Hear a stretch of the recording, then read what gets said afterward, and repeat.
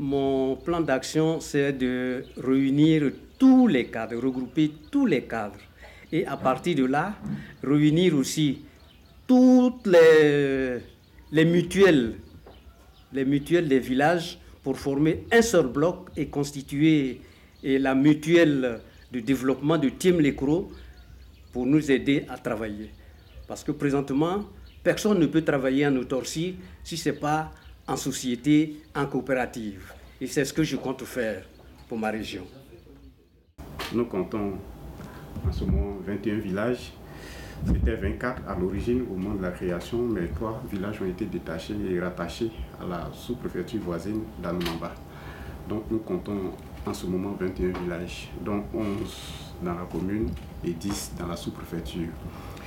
Ici, nous sommes dans une localité qui est réputée grande productrice de riz. En tout cas, le riz, on en produit en grande quantité. À côté de la production de riz, il y a le palmier à huile qui a commencé à prendre ses marques. Et puis au niveau de l'hévéaculture, en tout cas, il y a de grandes plantations industrielles et individuelles qui sont en train d'être créées. Bon, il y en a qui sont déjà en production, mais on n'a pas encore atteint le boom souhaité. Et il y a un projet de création d'une usine pour le traitement de la production de l'EVA. Comme vous le constatez, la sous-préfecture est très enclavée. Les routes sont en mauvais état. Il y a des efforts qui sont faits pour le reprofilage, mais dès lors que survient la saison des pluies, tout ce qui a été fait devient très rapidement dégradé et les routes sont impraticables. Vous avez pu le constater. C'était long, vous êtes venu d'un bateau. D'un bateau, vous avez pu le constater. Entre Tiemelekro et Diangobo, la voie est en train de se refermer carrément. Donc nous avons beaucoup de besoins. Pour 21 villages avec 750 km², nous ne comptons qu'un seul collège, le lycée municipal de Tiemelekro, qui est donc à mettre à l'actif de la commune, de la mairie. Et en dehors de cela, comme je le disais, c'est 750 km², avec des villages qui sont distants de plus de 30 km. Il y en a beaucoup, plus de 20 km. Donc il y a un besoin de création de collèges de proximité, notamment dans les grandes agglomérations que sont Serebissou et Ngoïnou. L'adduction en eau potable également, c'est un de nos soucis majeurs. Très peu de localités bénéficient de l'eau potable. Donc là également, c'est un besoin. L'électrification, Dieu merci, on est en bonne voie. On tend vers la couverture à 100%, parce que ces derniers temps, beaucoup d'efforts sont faits. Donc sur ce plan, on n'a pas trop de soucis, mais c'est au niveau de l'adduction en eau potable et puis les collèges et les écoles également, parce qu'à Tiemelekro ici, la population scolaire est assez considérable et les classes sont un peu j'allais dire, surpeuplées, si passez-moi l'expression. Les enfants travaillent dans des conditions un peu difficiles.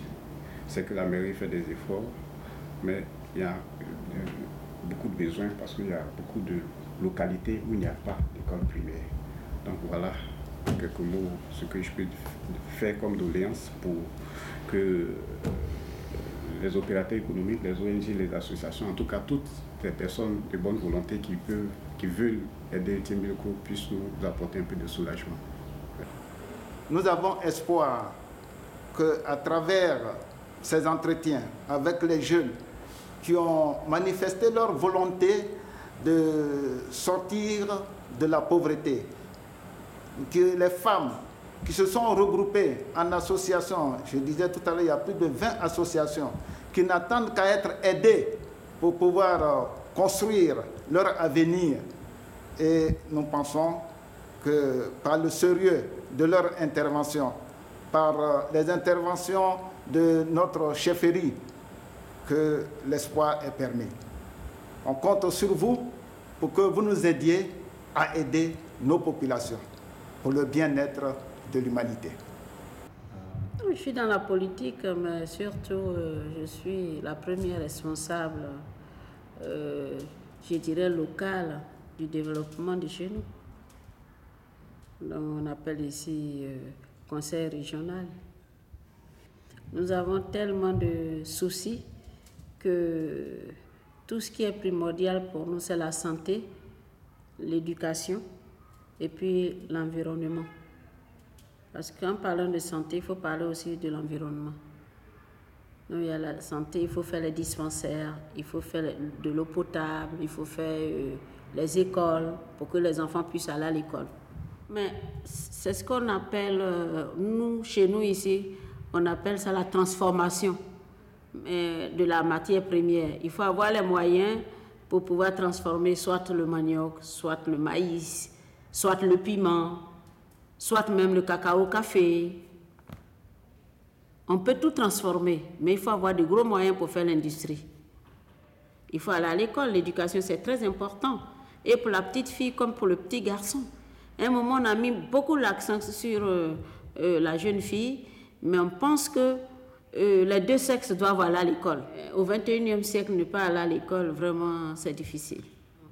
Il y a beaucoup de potentialités. Nous sommes une région de la boucle du cacao de l'époque, c'est-à-dire le café cacao.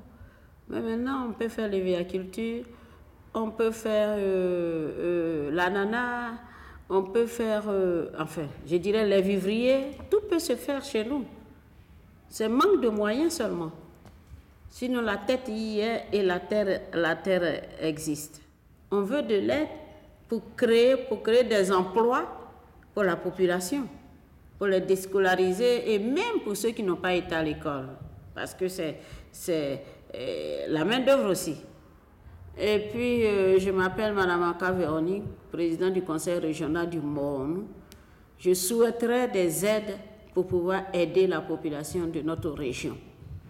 C'est une région qui est riche en potentialité, mais il faut quand même un minimum de partenariat gagnant-gagnant pour qu'on puisse faire quelque chose dans notre région pour pouvoir aider, pour sortir de léthargie, de la pauvreté chez nous.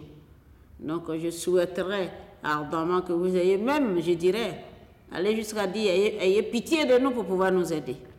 Mon souhait, c'est que Thiemlekro avance. Et nous comptons sur votre appui pour nous aider, nous accompagner, pour nous sortir du sous-développement, afin que chaque chef se prenne en charge et que toute la population soit heureuse. Nous vous faisons confiance, faites-nous confiance. Nous avons autour de nous une équipe dynamique. Il y a le maire qui est là, nous avons aussi le sous-préfet et nous avons le conseil régional qui pilote et sont sur notre garde pour nous surveiller à travailler efficacement avec l'aide que vous allez nous apporter. La route qui est en train d'être faite va permettre aussi d'évacuer la viande qui va être produite sur les marchés. Comme ça, les populations sont là et on peut mettre à leur disposition ces produits-là. Voilà. Parce qu'en matière de route, vraiment, nous avons de gros besoins dans la région. Nous avons de gros besoins. Là, la chance, c'est que celui qui fait la porcherie, lui-même, il est un opérateur économique qui est dans le domaine des routes. Donc, ce sont ses propres machines qu'il est en train de prendre pour travailler. Mais quand c'est les jeunes qui se regroupent et qui font ça, c'est le conseil régional qui doit les aider à ouvrir les routes. Et là, c'est difficile pour nous parce que les moyens sont très limités. Et voilà, ça nous crée beaucoup de difficultés pour pouvoir donc faire ces routes-là. Or, il y a très peu de routes bitumées. La plupart des voies, c'est des voies en terre. Et chaque 6 mois, il faut un entretien pour pouvoir les mettre à niveau. Et vraiment, nous avons grandement besoin de l'aide des partenaires. Voilà.